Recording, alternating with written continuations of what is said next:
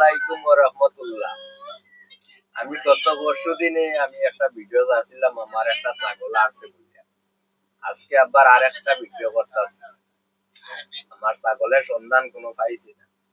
আমার অনেক পরিশ্রমের টাকা।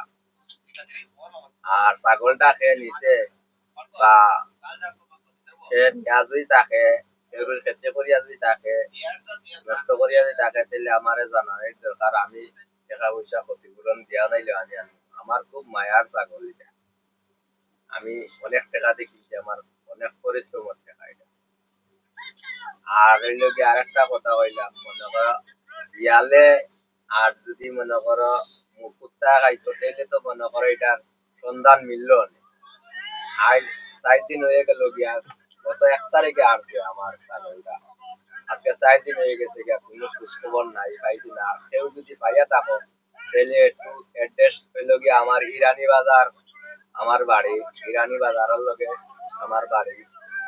আর ইরানি বাজার যে আতিকর দোকান আছে, আতিকর দোকানে আইলেও মনে করো আমার অ্যাড্রেস পাই দিবে।